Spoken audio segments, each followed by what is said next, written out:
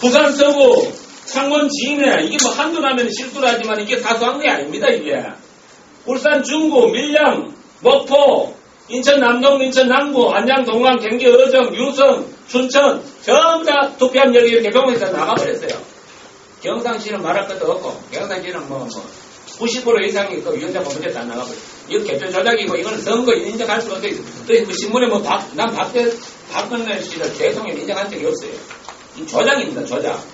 그래서 이번 대구가 굉장히 의미가 깊어요. 대구는 민주주의 횃불 4.19 혁명의 시작점이 대구입니다. 2.28 학생회가 대구에서 일어났어요. 이것이 마산으로 번졌고 이것이 4.19가 폭발이 됐습니다. 그래서 이번 대구 이 모임 굉장히 중요한 모임인 줄 믿습니다. 귀한 분들 오셔서 대단히 감사합니다. 또 다른 질문해 주시기 바랍니다. 예.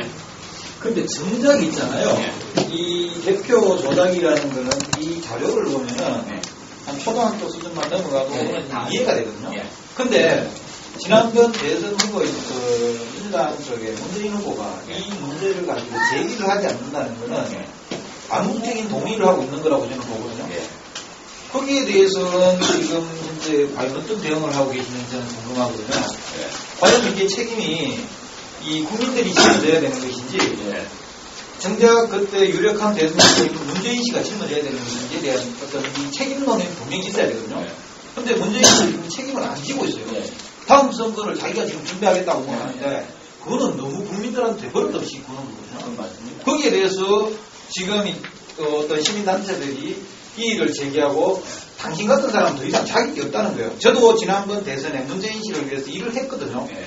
실질적으로 일을 했었는데도 이런 결과가 나왔다면은 그 사람이 책임을 지지 않고 다음 선거 또 자기가 또 나가서 또 지면은 또 인정하겠습니다 하는 그 꼬라지는 보고 넘어갈 수는 없는 거죠. 거기에 대해서 지금 이 문제 이게 대선 불복이라고 할 수도 있겠지만요. 대선에 어떤 이 제기를 할 수 있는 거는 그 국민들도 가능하고 그 다음에 그 후보가 직접 당사자가 할 수밖에 없거든요. 그런 걸로 제가 그 대부분의 그 소송을 제기할 수 있는 걸로 아는데요. 문재인 씨는 거기에 대해서 지금 일단 국민들이 대부분의 소를 제기해놨지 않습니까? 아직 그 심리를 제가 알기로는 안 하고 있는 걸로 알아요. 그런데 여기에 문재인 씨가 다시 동참할 생각은 없는지. 그거는 예. 제가 선거 끝나고 민주당사에 찾아가 보니까 그 민주당사에서는 전혀 당사자가 선거했기 때문에 자기는 어쩔 수 없다 그래요. 그다음 문재인 씨를 그 후에 한 6개월 후에 한번 찾아가서 대면을 해보니까 민주당에서 여기에 대해서 뭐 힘을 못 실어주기 때문에 자기도 어쩔 수 없다. 이렇게 해요. 그래서 핑퐁하죠. 그러면 민주당의 당론은 개표 부정을 건드리지 않는다는 것이 당론입니다. 그렇겠죠. 예. 난 지금도 그 흑막을 내가 잘 몰랐습니다. 내가 들여다보지 뭐해갖고. 예. 그럼 이 개표 부정에 갖다 줘도 쳐다보지도 않아요. 심각한 문제입니다. 예. 그래서 제가 생각할 때는 국민들이 많이 깨어나야 됩니다. 제가 이번에 이거를 하면서 뭘 느꼈나니까 검찰도 다 알아, 이 개표 부정이라는 걸. 국민적인 이슈가 안 되니까 그냥 덮어버립니다. 몰라서 덮는 게 아니거든요. 내가 증거가 부족하다면 말은 그렇게 하는데 다 알아요. 국민적인 이슈가 안 되니까. 이 정도로 하면은 정부가 부족할 수는 없는 거거든요. 한 단이라도 문제가 된다면은. 그렇죠. 경산시마에도 개표 무효입니다. 경산시마에도 개표 무효고, 개표 무효가 되면 전체가 다 무효가 되는 것입니다. 그때는 무효죠. 그래서 18대 대회에서 민주당이 경선 불복이냐 새누리당이 벌벌 떨어요, 이상하게. 근데 그래서 가르쳐줬어요. 경선 불복 아니다. 그건 뭐냐, 그러면. 대선 무효다! 이렇게 좀 소리쳐라 그랬어요. 나간다냐? 떡 쳤다 했는데, 나는 그 떡이 뭔지 몰라. 아니, 떡 쳤다고 해서 제일 먼저 올리고. 하여튼 유명한 사건의 이슈들을 아주 먼저 올려갖고, 전체 그 아고라의 어떤 방향성을 잘 제시하고 우리에게 눈을 좀 떼주고 안철수, 안랩, 전자개표기 문제 이분이 아주 전문가입니다. 안랩하고 이 이명박이 어떻게 결탁이 되어서 이것이 지금까지 전자개표기를 통해서 어떻게 조작이 되어 있는가를 뭐 생각나시면 한번 물어보시길 바랍니다. 여기 써가 있어 질문 받아요. 또 질문하시기 바랍니다. 목사님, 예. 부정개표보다도 예. 그런데 이번 선거가 이제 부정이라는 것은 대략 알고는 있었는데 지난번에 또 강연, 이번에 목장이 강연을 통해서 그게 명백하게 알게 되었습니다. 명백하게 알게 되고 보니까 정말 어찌볼 일 없습니다. 어찌볼 일 없어요. 세상에 이럴 수가 있는가? 이것은 역사 이후 처음 있는 일이라고 보고 어느 누구도 상상도 할 수 없는 일. 이런 사기야, 이런 큰 사기하고 아까는 목사님이 몇 번 말씀하시면 이거 극악무도한 범죄입니다.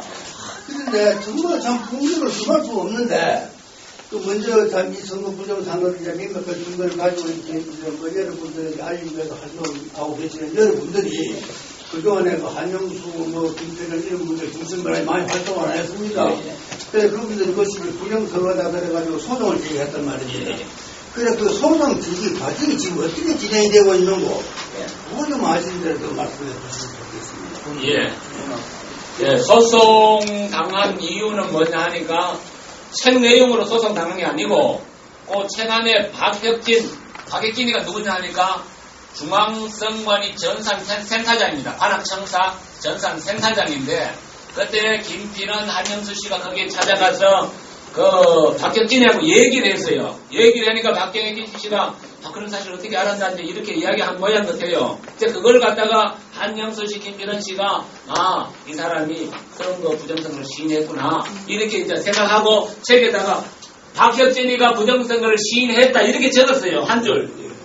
이걸 갖다 적었는데 이걸 갖다 이제 고소를 한 거예요. 경찰도 고소는 경찰. 시인했다가 아니라 정확하게 말을 하면은 이 박혁진하고 민원 제기를 했는데 아무런 대답이 못 들었고 나오면서 사석에서 이거 어떻게 알았어요? 하고 박혁진이 얘기를 했고 그러면서 위에서 시키니까 한 것이다라고 말을 했는데 재판에서는 그 말을 하지 않았다고 얘기를 하면서 부정선거 백서에는 대답을 하지 못했으므로 부정선거를 시인한 것이나 다름없다라는 부분이 있어요. 예. 그래서 책에다가 딴 말은 없고 박혁진이가 부정선거를 시인했다.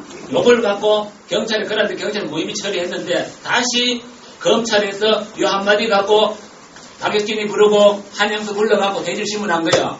니 시인했나? 안 했습니다. 너 왜 시인했다고 적었느냐? 명예훼손이다. 이래갖고 그 자리에서 구속을 아마 한 것 같아요. 그 자리에서 구속했죠? 예, 그 자리에서 구속했어요. 그 자리에서 이런 사례가 없습니다. 그 이후 진행 상황을 좀. 예, 그래갖고 얼마 전에 2년 명예훼손죄로 2년. 예, 4년 검찰은 4년을 구형을 했고요. 판사는 이번에 9월 28일 날 2년 구형을 때렸는데 원래는 재판의 쟁점이 아까 목사님이 말씀하신 대로 박혁진이 말을 했느냐 안 했느냐 이 부분 그래서 자의적인 오해를 한 부분이 있다고 두 분 대표님은 계속 얘기를 했고요.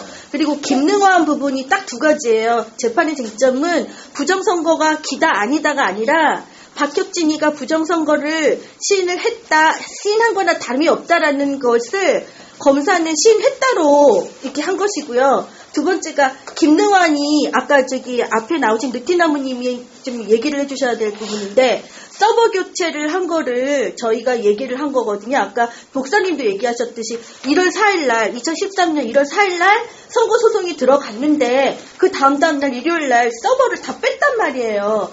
그것이 아고라에 올라왔고 SNS에 다 올라왔고 그리고 그건 행정상의 서버 교체라고 이야기를 하는데 두 분 대표님은 행정상도 다 연루가 되어 있는 것이고 선거 무효 소송이 들어갔으면 서버를 바꾸면 안 된다라고 이야기를 했음에도 불구하고 그런 쟁점은 자기네들이 재판을 할 때는 김용관 판사는 쟁점에 대해서 얘기를 해라 이렇게 해놓고 뭐 공직선거법 얘기하면 얘기 못하게 하고 그리고 뭐 이제 공표전 개표방송 얘기하면 얘기 못하게 하고 막 그랬었거든요.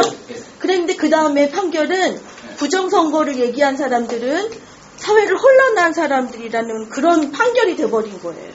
그러니까 이거는 재판이 김능환이 고소도 하지 않은 성립이 안 되는 재판을 밀어붙여서 하면서 결국은 두 분 대표님을 사회 혼란 세력으로 몰아간 겁니다. 하여튼 두 분 대표님을 명예훼손죄로 2년석 선고를 했습니다. 실형을 했습니까? 네, 실형을 했습니다. 실형을 했습니다. 예, 예, 항고했습니다. 9월 30일 날 다 항고했습니다. 거기 더불어서 검찰이 옥중에서 호소문을 발표했다고 저기 요 앞에 계시는 목사님도 호소문을 같이 올리셨는데 호소문을 올렸다고 반성을 하지 않는다고 검찰이 그 이유를 들어서 또 항고를 했습니다. 반성을 안 합니다. 부정선거에 대해서는 이야기를 하지 말라는 거죠. 그 다음에 질문이 있으면 질문하시기 바랍니다. 저 한 말씀 예. 드리겠습니다. 이게 지금 첫 발표니까 대한민국 지금 발표를 지금 처음 합니다. 반대에서도 좀 했습니다. 자, 아니, 국민연의 28대 대선은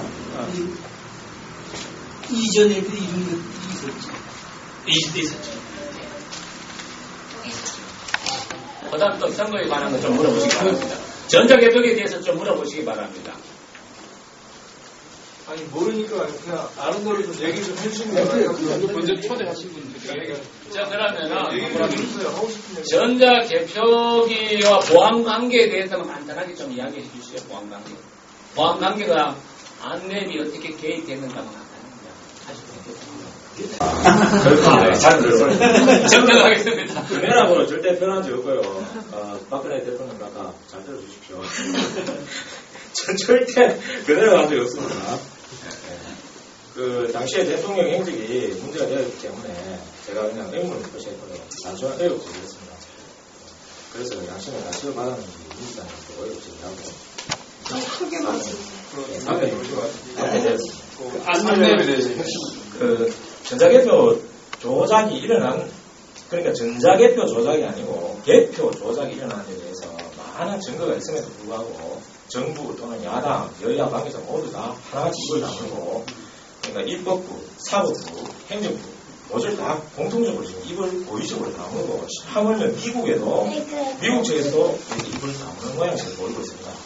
암묵적 합의가 존재한다고 우리가 추측할 수 있는데 저는 아까 그 전자개표 조작이 있을 것이다, 있을 수 있다 라는 예측을 이미 선거 전부터 대선 전부터 대선 그 이전의 총선 전부터 계속 제기를 해왔고 그 원인은 뭐냐, 그 역사적으로 미국에서 그러한 사례가 많이 있었어요.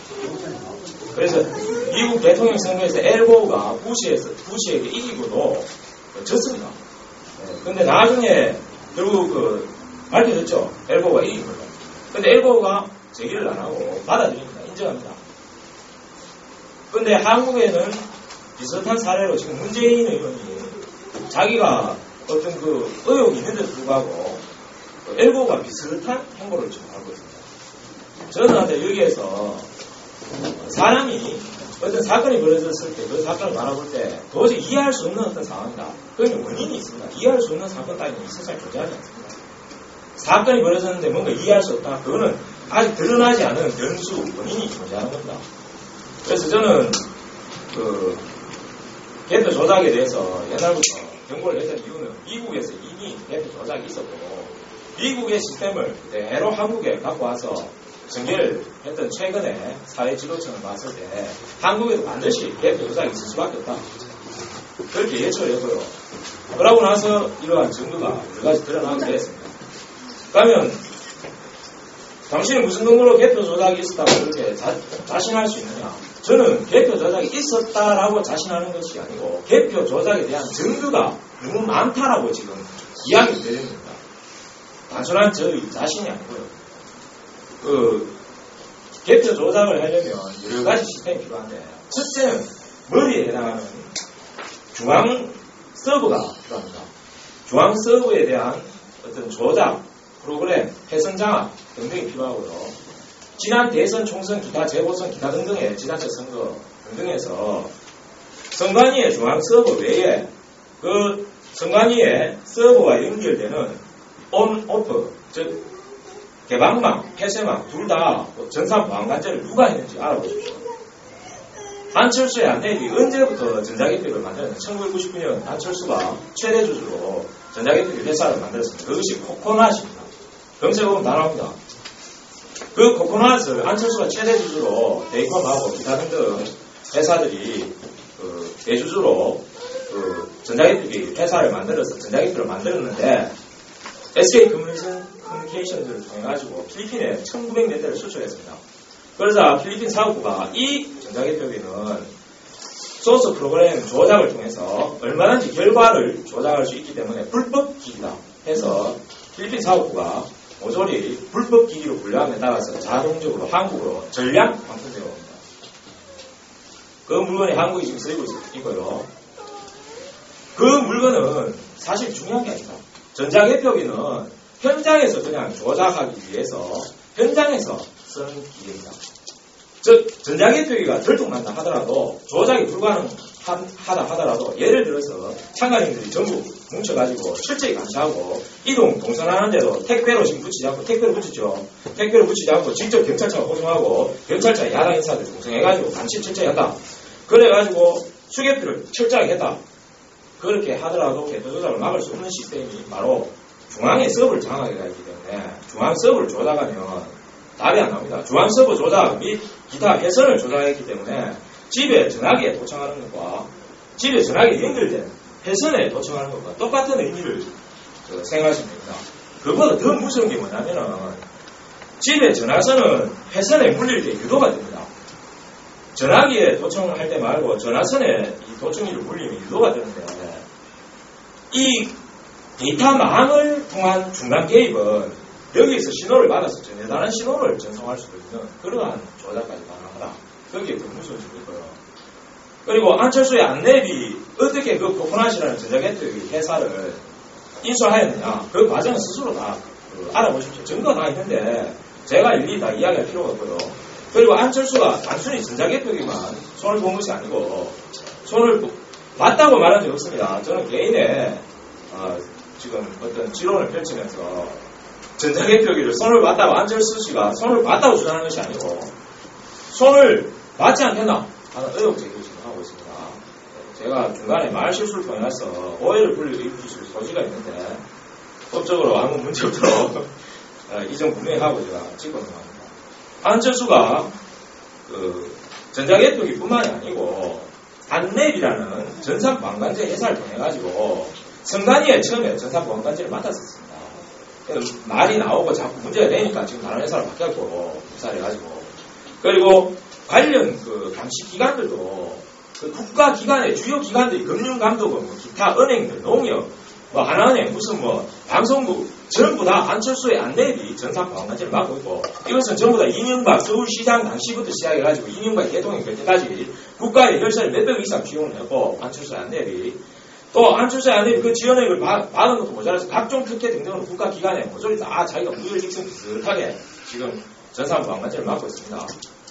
그러니까 이게 왜 생각하면 선거를 관리 감독하고 공정하게 감시를 해야 될 이 선관위의 머리 되는 서버 그리고 이 서버와 연결되는 이 망 그리고 현장에서 전자개표기 수를 세아리고 이거 기다 아니다 이렇게 분류하는 전자개표 분류기 아닙니까? 분류기 기계 자체 그리고 기계에 들어가는 그 프로그램 소스 그리고 전자개표기 문제가 있나 없나 하는 그 감시하는 또 현장의 그 감시 프로그램, 전산보안관제, 모든 보안관제 등등을 포함해가지고 안철수의 안내비 다 장악하고 있습니다.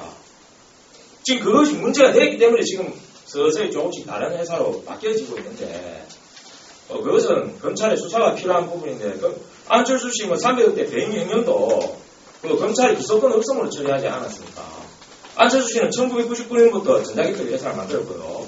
그 이후로 계속 국가의 특혜를 받으면서 한때 대통령 후보로 이명박의 황태자로 또 뉴라이트의 황태자로 또 1회 재단이 있는 대통령 후보였던 안철수 씨가 한때 국정원의 댓글부대가 안철수 씨를 지원하라는 그런 시발단 윤정훈 목사의 그 말도 있었죠. 사실인지 아닌지는 모르겠지만 국정원 관계자가 정을 해주셨으면 좋겠는데 어쨌든 그 안철수 씨를 수사하면 답이 나오는데 저는 국민의 어떤 국가적인 그 위기 인식을 통한 전국민적인 공기가 아니고서는 문제 해결이 어렵다고 봅니다. 왜 그러냐면 프리메이슨을 검색해 보십시오. 프리메이슨, 일루미나티, 미국의 300인위원회 기타 등등을 검색해 보시면 그 음란 단체가 한국에 이미 100년 전부터 한양 납치를 통해 가지고 작업을 하고 있고 현재도 팽택 납치가 있고 부산에도 불교 5만 명 이상의 회원이 있습니다. 그 단체는 조국과 민족 빼는 안중에 놓고 오직 자기 단체의 이익것만을 위해서 행동하는 단체입니다. 그 단체 굉장히 오래됐고요. 성경에도 보라와 다단과 아비람의 반란이라는 옷을 돌려 쳐주기로 했던 그 이집트 애국 출애굽한 백성들의 반란 이야기부터 그 존재가 나옵니다. 그 단체가 지금 그 네오콘 등등을 통해 가지고 자기들 이권 추구를 하면서 한국의 현재 개표 조작 시스템을 전수를 하고 안철수의 안내를 통해서 그것을 발현하고 있다고 그렇게 저는 개인적으로 결론을 내리고 있습니다. 그렇다고 속단한 적 없고요. 법적으로 저한테 제기했다가 괜히 수사를 자초하는 어리석은 선택을 하지 마시기를 안철수 우리 고등학교 선배한테 부탁드리겠습니다. 안철수 씨가 이명박 시대 때 미래기획위원으로 5년간 있었습니까? 4년 8개월 동안 하여간 이명박 씨가 안철수를 끔찍이 사랑하시는 것은 사실인 것 같아요. 네, 맞습니다. 끔찍이 사랑하셔서 무엇을 위해서 사랑했는지 모르겠습니다만은 끔찍이 사랑했는 것을 많이 밝혀놨습니다. 한국의 투표소에서 투표를 바로 개표를 하면 지금 현재 개표소를 옮기는 것보다 훨씬 빠르게 개표를 할 수 있습니다. 그리고 돈도 안 듭니다. 선관위 필요도 없습니다. 전 국민 보는 앞에서 정확하게 실수도 없이 딱 그대로 개표할 수 있습니다. 지금 영국, 독일, 프랑스, 선진국 다 이렇게 하고 있습니다. 미국만 우리처럼 프리메이슨이 창궐하고 있는 전 미국만 우리처럼 개표소 형태로 이렇게 합니다. 그리고 미국에서도 전자개표기가 조작 가능하다고 해서 그 문제가 일어나서 그걸 없애는 주들이 많이 늘었습니다. 그거는 그 유튜브에 영상 조회해 보면 다 나오고요. 지금 우리는 이 법을 개표소로 옮기지 않고 투표소에서 개표하는 쪽으로 바꿔야 됩니다. 이걸 못 바꾸면 그냥 여러분들 다음 대통령은 새누리당 김모 씨가 되는 걸로 그렇게 생각하고 계시면 됩니다. 그분한테 뭐 줄대고 그러시면 되고요. 그러니까 지금 뭐 박모 씨 그 계통에 사람들이 지금 김모 씨 계통으로 지금 의원들이 계속 옮기고 있잖아요. 무슨 계열들 다 옮기고 있지 않습니까? 권력이 이동하고 있는 겁니다. 북한에서 높은 놈들이 내려와도 대통령은 필요 없고 모 씨를 만나려고 하는 겁니다. 지금 현실이 그렇습니다. 그러니까 이 투표소 개표를 관철시키지 못하면 우리 미래는 없다고 보면 됩니다. 그냥 필리핀이나 아르헨티나로 계속 간다. 나라가. 그렇게 보시면 됩니다. 여러분뿐만 아니고 전 국민이 상위에 약 4%까지 빼고 그 나머지는 미국은 필리핀 가면 그러잖아요. 부촌 따로 있잖아요. 경찰 지킨 동네 따로 있잖아요. 미국도 그렇고. 그렇게 되는 겁니다. 하나 물어보시죠. 그래, 금방 투표소 개표가 좋은 그런 방법이라고 그랬는데, 투표소 개표를 하자면은 선거법을 고쳐야 되는 거 아닌가요? 그러니까요. 선거법을 그러니까 고쳐야면은. 목사님처럼 이렇게 우리 이런 자리를 통해가지고 국민에게 알려가는 방법을 1번이고요. 2번은 이런 거와 동시에 투표법을 강력하게 투표소 개표법으로 바꾸자. 선진국 형태로 바꾸자. 라고 해야 되는데 지금 그 선거법을 고치자면은 어떠한 절차와 방법이 필요한가? 먼저 국회의원이 발의를 해줘야 됩니다. 입법부가 국회가 선거법을 몇 사람이? 한 사람만 발의해야 됩니다. 그래. 문제는 한 사람이 발의해도 되는데 거기에서 법안을 아주 회의를 열겠죠. 그래가 통과를 해야 되는데 새누리당 의원들이 국민의 민심이 없으면 그걸 또 방해합니다. 법안 상정을 방해합니다. 상정이 돼야 일단 표결에 들어갈 거 아닙니까? 국회의원들이 많이 참여를 해서 많은 그렇죠. 국민의 호응을 이끌어내야 된다는 소리네요. 그러니까 투트랙이라는 이유가 결국은 한 트랙인데 어떤 면에서 보면 국민의 호응을 이끌어내기 위해서는 이러한 자리가 계속 확대되고 재생산돼. 10초만. 수개표 요구하실 때 수개표는 아무 의미 없습니다. 수개표는 이름 번호가 우리가 투표하면서 잘라보고 원표는 아무 증거가 안 남기 때문에 그거 포타 전국민 다 합쳐도 포타 한 차밖에 안 되거든요. 그래서 수개표를 요구하는 건 의미가 없고 투표표로 바꿔야 돼요. 수개표는 얼마나 조작이 가능합니다. 그래서 이제 결국은 우리가 결론을 말하면 앞으로 제가 말씀 목사님이나 우리 말씀하신 우리 말씀은 결국 우리가 같이 힘을 모아야 된다. 저는 단결하고 우리가 이 불편이 민주주의를 확립하지 않으면 앞으로 우리 미래는 없다고. 아까 이제 제가 덧붙여가 딱 이것만 말씀드릴게요. 제가 이게 이제 어젠가 페이스북에 이제 독일 같은 경우는 어떻게 지금 운영이 되고 있냐면은 독일 같은 경우는 거의 다 투명 유리화면 그야말로 이렇게 운영이 되고 있고 투표소 바로 현장에서 운영이 되고 있잖아요. 유럽에서 상당한 국가가 투표소 수개표를 하고 있습니다. 사실. 그래서 우리가 투표소 수개표 이 법안을 저는 부정선거와 동시에 알리는 굉장히 어떤 의미가 있다고 생각합니다. 이런 운동이 될 수 있도록 입법 운동과 지원 운동 이런 운동이 될 수 있도록 같이 일어났으면 좋겠습니다. 제 생각에는요, 어른민영화, 철도민영화, 물민영화, 경시민영화 할 것 같거든요. 그래야 서민들이 살기 힘들어지거든요. 요 용지, 잠깐만. 요 용지에, 그래, 떼내잖아요, 1년 번호를. 요 떼는 가격 아프잖아요. 여기 흔적이 안 남잖아요. 신용카드 접혀 보면은, 가게가 갖고, 자신이 갖고, 은행이 갖고, 세 군데 갖고 있잖아요. 3자 되면, 내용 증명할 때 우체국이 갖고, 내가 갖고, 상대방이 갖잖아요. 이런 식으로 가지 아니하면, 수개표를 의미가 없어요. 그러니까 투표소 개표하면 저 개표사항표가 필요가 없는 거예요. 그렇죠. 필요가 없는 거예요. 투표소 개표하면 접표가 필요 없습니다. 투표소에 그 자리 해결해